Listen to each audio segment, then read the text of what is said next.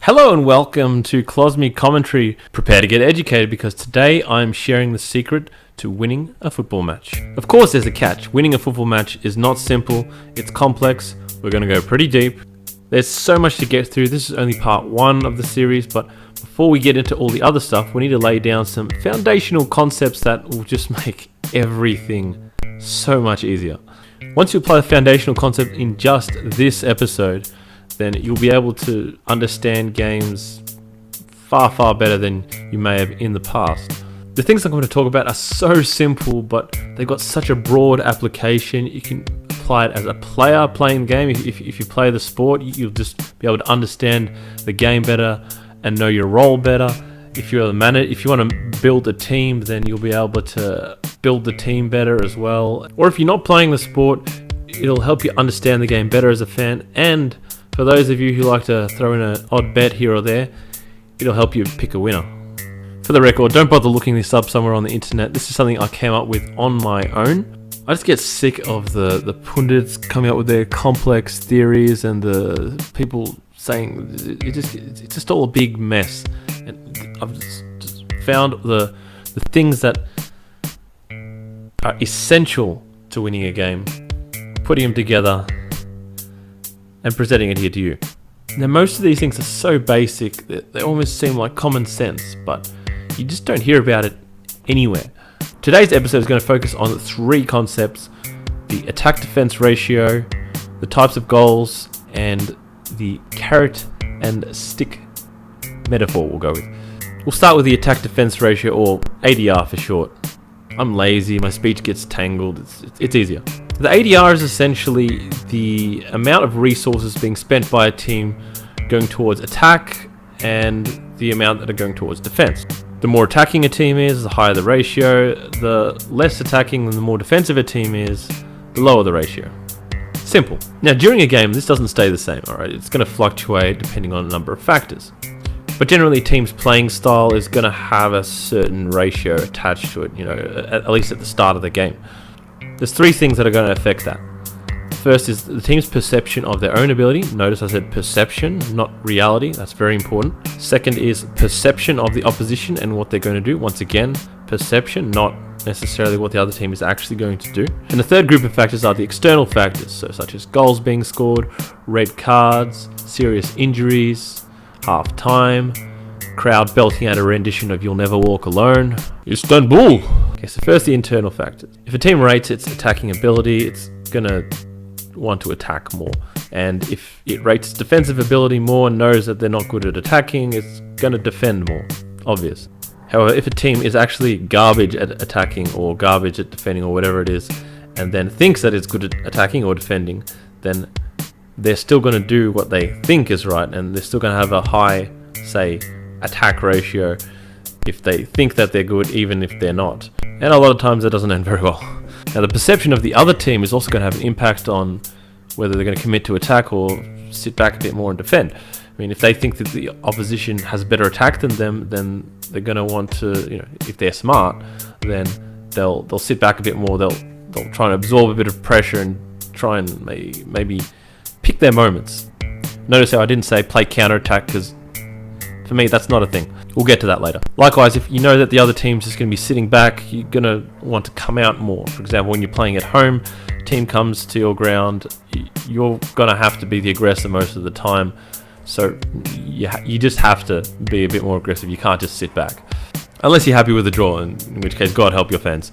And then we've got the external factors, such as goals are probably the biggest one, but also you get the situations like two-legged ties where you've got away goals and the previous result, whatever. It means that if you need to win the game, then you're going to attack more.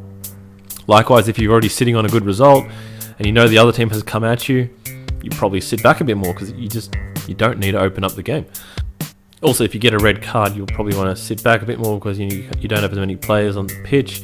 And generally, as the time goes on in the game as well, it changes. Once again, it depends on what kind of result you're looking for. But we'll go more into that in the next episode. Now, when goals get scored, the situation can change dramatically. Not all goals are equal, however. And here at Klosmi Commentary, we work in a certain terminology.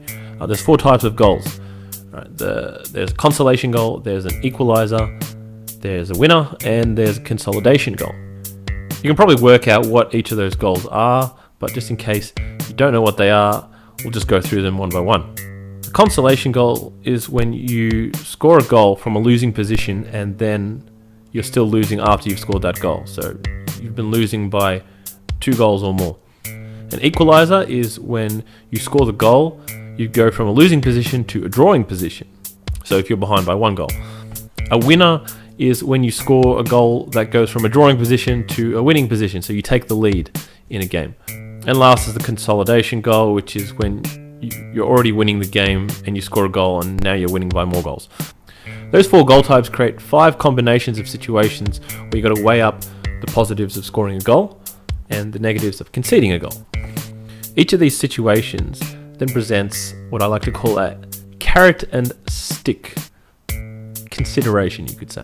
The carrot represents the prize for scoring a goal, and the stick represents the punishment for conceding a goal. It's a simple concept. So when a goal is worth more, let's just say, to score a goal, then there's big motivation to score that goal. But of course, when there's a big stick on the other side saying that if you concede the goal, something very bad will happen, then that's motivation to sit back and defend, not concede a goal. Depending on the size of each, this is going to have an effect on the team's ADR. From a points perspective, the biggest carrot is going to be for winning a game. You go from having 1 point to having 3 points, so you're adding 2 points. The second biggest carrot is going from a loss to a draw, so you go from 0 points to 1 point. And then you've got the consolation goals and consolidators, which are less important. Still important because they have their role, but they're nowhere near as big as equalizers and winners. They're the goals that you really want to have. So it follows that in reverse, the biggest stick comes from an equalizer because you're going from 3 points down to 1, the biggest loss. The second biggest stick is going from a draw to a loss. For some teams, that's all they got. That 1 point, that's the best they can hope for.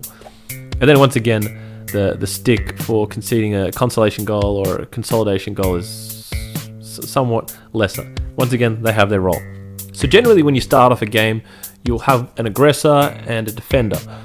Or sometimes you'll have 2 aggressors. Very rarely you'll have 2 defenders because neither team really cares what happens in the game. Those are the worst games by far. But once a team scores, everything changes. The team that scored suddenly has very little motivation to score another, or not as strong motivation, and much more motivation to not concede. So their ADRs are going to drop. They're going to be a bit more defensive, a bit more compact, and make it harder for the other team to score.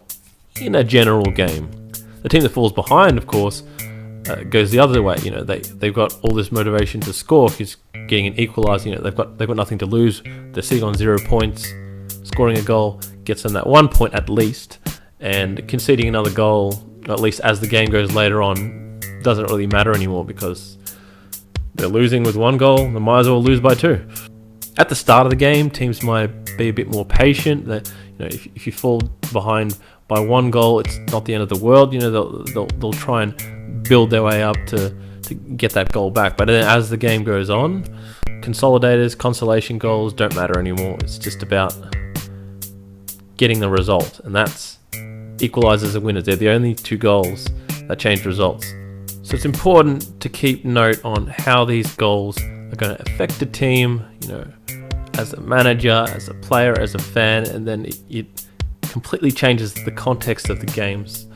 So this episode is a lesson on context and understanding how the game changes, why it changes, and how to adjust it again. So if you want to give yourself an advantage while betting, you look for the teams that don't adhere to that carrot and stick rules. The teams that just aren't worried about conceding or losing, that they've just got that part of their brain switched off. And then you go to the flip side, where you get those teams that would rather die than concede a goal.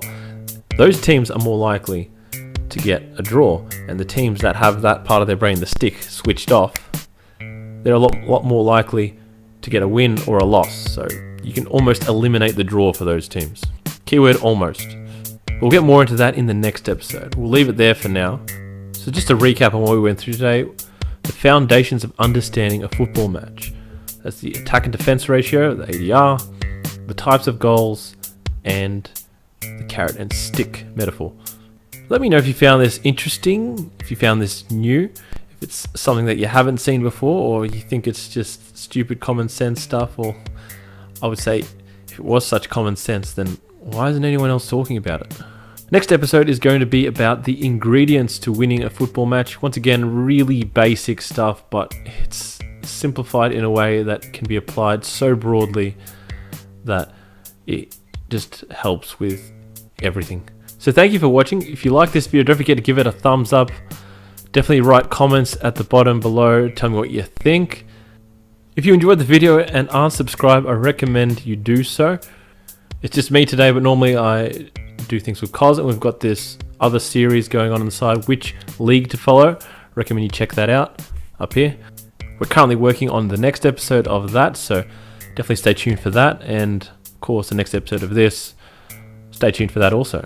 We're also on Facebook and Tumblr. It's not really too much going on there, but there is a blog, 2 blogs on Tumblr.